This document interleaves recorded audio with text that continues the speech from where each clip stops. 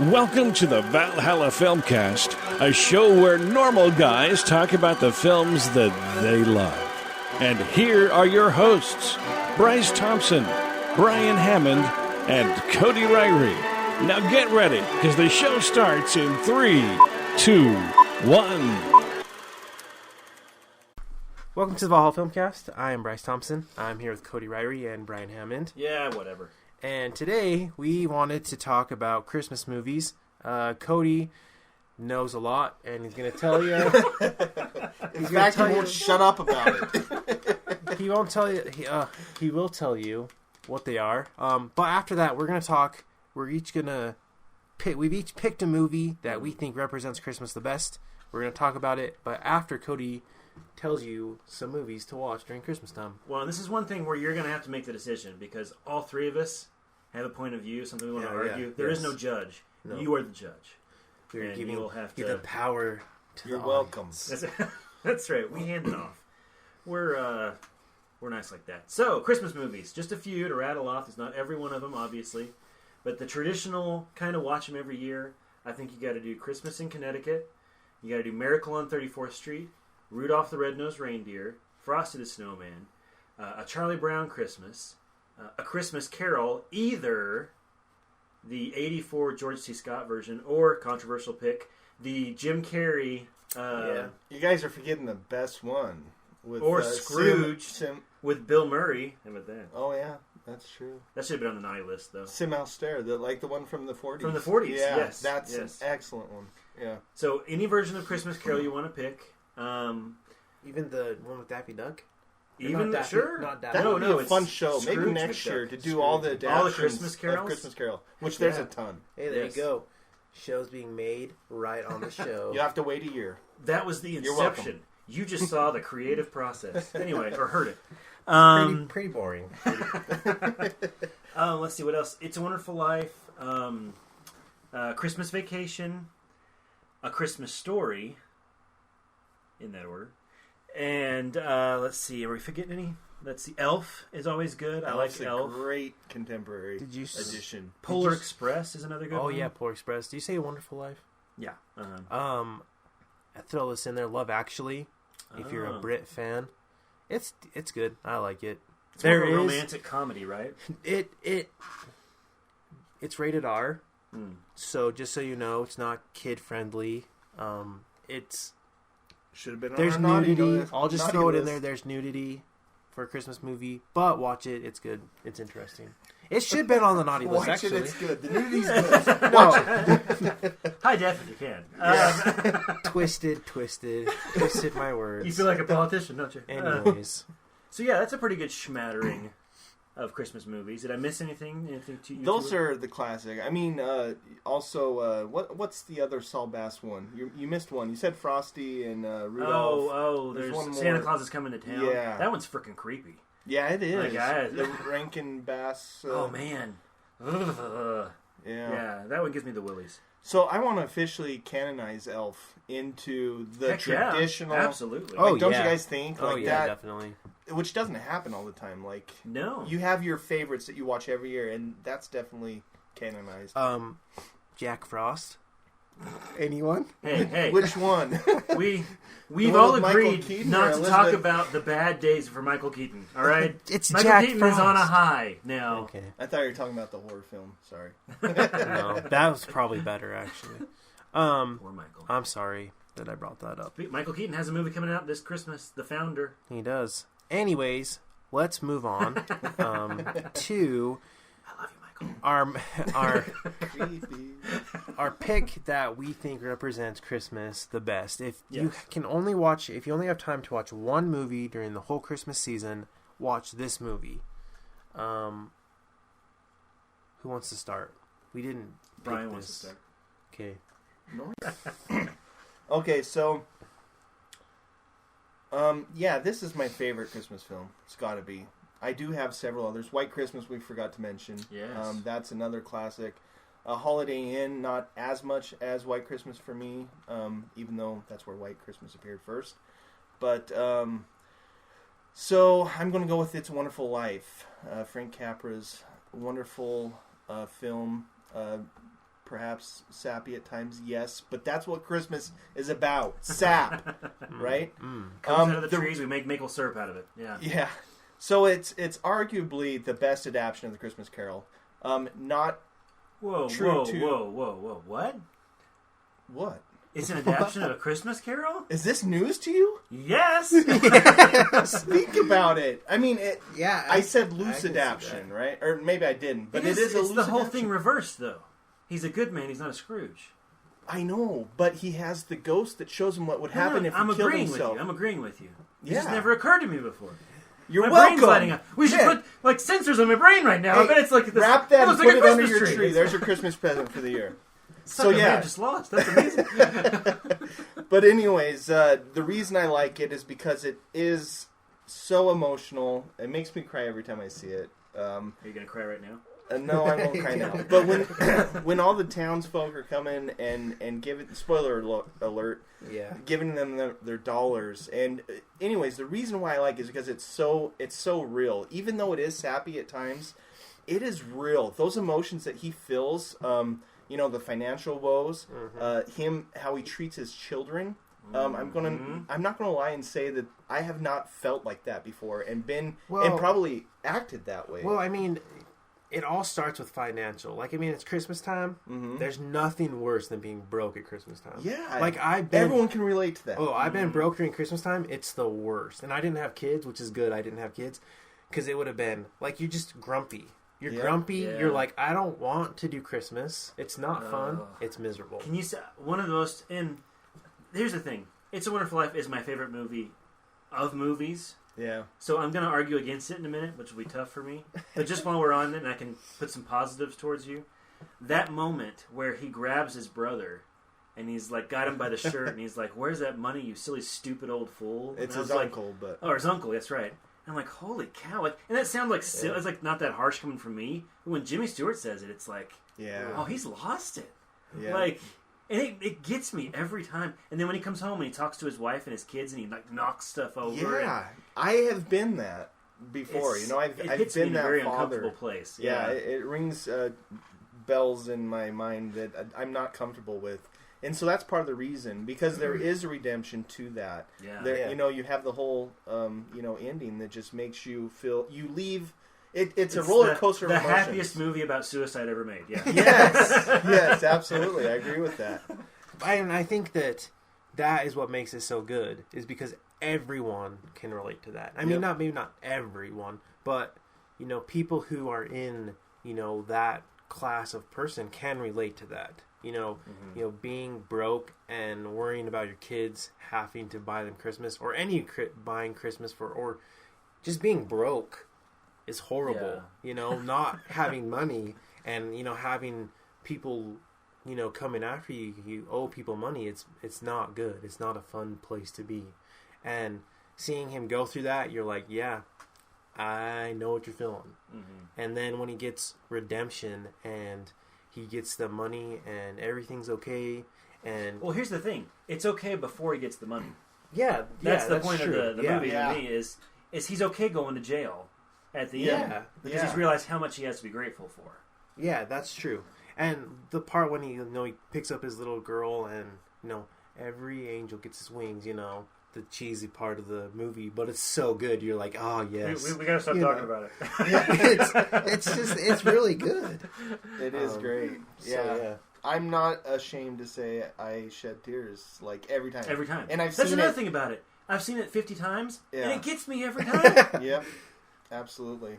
I'm surprised you've never thought of it. I know. I'm a freaking idiot, and it's like I feel so stupid. And it's out there. It's recorded, and it's going to be out there for everybody here. Oh well. This is the greatest day. This is the best Christmas present you could ever give me, Cody. Seriously. Yeah. So look like an idiot on the podcast. Yep. Well, that shows what kind of person.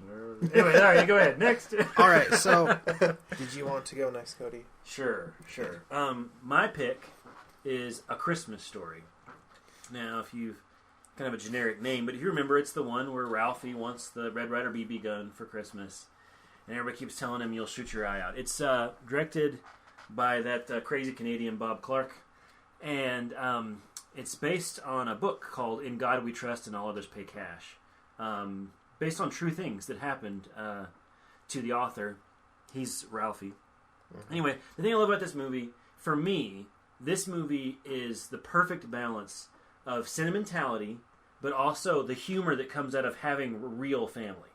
Like, things don't go perfect. The furnace is always breaking, and he's down there. One of my favorite things is because the whole movie's told from a child's perspective, and so you hear all the dads swearing like a child would hear it when he didn't know the words, and it's like farfing. It's like, and I don't know. I love that. I love the imaginativeness to it. It's not a made up thing. There's no nobody gets cancer, nobody loses their business. It's just how kids experience life. Even though people do get cancer and people do lose. That's true. It's true. I'm just saying, most of my memories of Christmas are of everyday kind of things like that from being a kid. Yeah. The most important thing in the world is what you want for Christmas. Yeah. I have to agree with what Cody has said. That is what I remember, because no one in my family, thank goodness, got cancer or lost their business. And so, around Christmas time. Those things happen, and I'm sure they happen around Christmas, but which is horrible, and but for me, that never happened. And so I don't remember, those type of things. I remember wanting what I wanted for Christmas and going to school and, longing to get out for Christmas break, which I still do at work, but... That's true. Some things never change, yes. But that's what I remember, and that's what I like about it, is through the kid's perspective. And he has to go and try those horrible pajamas on, and that's right. And he's just like, I don't want We've all felt that. Yeah, everyone gets the one gift where you're when they open the socks, they look at each other and throw them behind them. Yeah, everyone. And then he's sitting on the couch, and he's like, See, all right, don't ruin it. That's my favorite part. I want to talk about it. Okay, I'll let you talk about it. Okay, that's what elevates the movie, though. Okay, it's very funny, it's very relatable, and the part that makes it something special is when the dad, who you think the whole movie is so disconnected from his kids, he doesn't know what's going on, that he's just reading his paper, is obsessed with his leg lamp, which is hilarious. Yeah. Which I didn't get when I was younger. I was like, what? I don't understand what's so bad. And then one year, 14, I was like, you actually have to turn it on. That's right. That's right. So, that's not suggestive. So I finally got that. But you think this dad is so disconnected, and he's not with his kids, and he's the one that has listened, and behind the mom's back, gone and got this. Stop it! All right, gone and got this for his son. And the thing that makes it so such an amazing moment is not when you see Ralphie opening the present. Half that scene is played off the dad's face, and how delighted he is. Yeah. And oh man, it gets me. It's getting me now. We're just talking about it. That's. You're right. That's something else. It does come full circle. Yeah. To see that, and as a father, it's very relatable. Yes. Well, it didn't move me until I was a dad. That's when it got me. Yeah. I've had this happen. Now, it wasn't exactly the way it was. It was just my mom forgot to give me a Christmas present. But it was... Hey, Mom! It totally worked out this way, because I didn't... I was sitting there, and I had all my stuff, and I was like, yeah, it's a pretty good Christmas. It was the one thing that I really wanted. And I was like, it was pretty good. And she's like, oh, hey, here's one to open too. And I was like, cool. And I opened it up, and it was this game that I really wanted, which tells you how big of a dork I am. And I was just so excited. I was like, yeah, I got the game. And so I can relate to Ralphie in that aspect. You're like, yeah, it's a good Christmas. It's shameless commercialism. At the same time, the reason it's moving is because it's not about the present. It's about the fact that the dad was tuned into and knew what it was and made all this effort. Mm-hmm. That's what really moves me. That and the scene at the very end, when it's the last shot of the film, when the kids are asleep in bed and the mom and the dad just sit there in the dark and look at the Christmas tree and the snow falling. It's really poetic. It's a good movie. It's a wonderful mixture of things. Perhaps the best use of a musical score, that was already existed before the film. Peter and the Wolf. Peter and the Wolf. Incredible. Every time you see that redheaded... I should bring that up. Scott Farkas. Ooh, yeah. Yeah. Yes. The beating up of the bully is my third favorite part of the movie. Good. When you could see, and they said that little flame in his brain begins to grow, and he just beats the crap out of that kid. Yeah, that's very satisfying as well. It is. So that's why I think it's the best, because it's the perfect mixture of the kind of family closeness and sentimentality, and also the real things that happen. That family's not perfect, and people have arguments, and they don't get what they want, and the humor that comes from that. It has to be the most watched, right? I would think so. Through syndication. Where it gets played every year. 24-hour marathons, sometimes week marathons. Yeah. And what's cool about it is you can come in at any point and watch it and enjoy it. Yeah. And maybe it's just because we've seen it so many times, but you can start in the middle and still have enjoyment. So all right. All right, my movie. Bring it home. National Lampoon's Christmas Vacation. I'm tearing up. It's just hilarious. There's not too many feel-goods. It's just you're crying because you're laughing. Yes. This movie, kind of why I like it is it shows the way, not technically the real way because it's a comedy, but how life goes. You have one of my favorite parts that resonates, which it kind of tells you like Christmas, is when the parents are coming over. And I think they're in bed and they hear like the doorbell ring and you can just hear them all arguing downstairs and they're like, "Oh, Merry Christmas." I really, that part is just so funny, and just the way Chevy Chase, his character, he's totally a portrayal of like this horrible guy in a way. He takes his kid. But it's how shopping. you feel. Like part of you is always Chevy Chase in A Christmas Vacation. It's so funny. Like when he takes his kid to go shopping, and the lady's like talking to him about like the bras and stuff, and then he imagines her after he gets his bonus check about what he's gonna do with it. Put his pool in, and she like dives off the diving board. And if you've only watched the TV version, well, before we recorded this, I was like, "What diving board part?" Because I've only seen it on TV, and I guess the whole thing gets excised. Yeah, the TV version. It's not rated R though. There's no nudity, No, but it's suggestive. And then his little niece is like, "What are you doing?" And he's like, "Oh!" It's awesome, and it's a really good movie. I mean, the other two are great, but this one, I think everyone can watch this movie. Well, it relieves the stress of Christmas. Yeah, it does. Yeah, it's this Band-Aid, this little balm that helps. You're so stressed out, and then you can watch that movie and you can laugh about all the things that are stressing you out. Yeah, Putting the lights up, the tree with the squirrel in it or whatever. The cat is. Well, going out and getting your tree. Yeah, how it's freezing cold and you can never find the right one. There's always something wrong with it or something like that. And the old guy cracks me up too. It's really interesting because it really pulled some really big name entertainment. I mean, John Randolph is the only one I can think of, but I know that all the parents were. Yeah, the other father, he's a famous actor. What's his name? And then William Hickey, and so it's weird how they were able to do that to bring in these big names that they weren't beneath. It wasn't beneath them to do that. Yeah. And before they all passed on, so. It was kind of cool. E.G. Marshall, and yep, the lad, Doris Roberts. Lots of big. All the parents were real. My favorite part of the movie, I want to say this, is Randy Quaid. Oh yeah, I agree. I'll agree with that.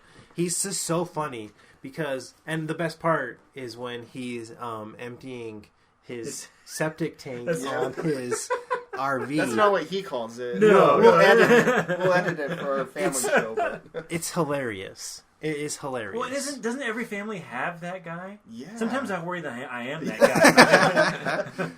guy. I probably am. And I also like the two snobby neighbors. Yes. It's hilarious. Julia Louis-Dreyfus from Seinfeld. And some other guy, I don't know. Some dude. Nicholas Guest, I think. Yeah. Sorry, Nicholas. You made one immortal movie, Nicholas. Amazing. But yeah, it's I guess my argument to why it would be the one to watch is, you have A Wonderful Life, which you're sad, really crying because you're like weeping of sadness, but even though it's about suicide, but yeah, there's tears involved. With A Christmas Story, there's some comedy a little. It's mostly a movie about this boring kid, but oh, it's getting nasty. There goes the Christmas spirit. It's out the door. It's over. National Lampoon is just hilarious, and it's just fun, enjoyable movie. It does have those sentimental moments if you're looking for that as well. It is kind of a perfect film. All right, I'm going to say this. This is the communist way to think about this, but I'm going to do it. I think these are the if we're gonna do three, you have to do three. These were the three I would choose. Oh, definitely. This is the holy trinity Yeah. of Christmas movies, and as we've talked about them all, I don't think I could pick one. I couldn't do it. Yeah, neither do I. You guys have talked me into the others. It's like as we're talking. I try to destroy them, which without. I mean, you can't. They're immortal. We've all talked positive about all of them because that's how good they are. They're the Christmas movies. Mm-hmm. I mean, people will try and throw in other ones, but these three are the top Christmas movies. And Gotta be the trifecta. Yeah. Yes. Before we end, yeah, I was going to throw some others, but I forgot what they were. So never mind. Scratch that. I just wanted to say, if you're listening to this out there somewhere in America or the world, it's snowing outside. Grab your moose glass of eggnog, spiked or not spiked. Sit back and just watch these movies. Stay warm and watch. Yeah, stay warm and watch these movies. And there could be no better day to spend than to do that. So, at least these three. Yeah. At least these three, plus the others that we have mentioned. And if we forgot any, please let us know. Yeah. Yeah, get in touch with us. We want to hear from you. And look for that Christmas Carol show next year. Next year. Yeah. All right, this has been the Vol Filmcast. I'm Bryce Thompson. I'm Brian Hammond. And I'm Cody Ryrie. Talk to you next time.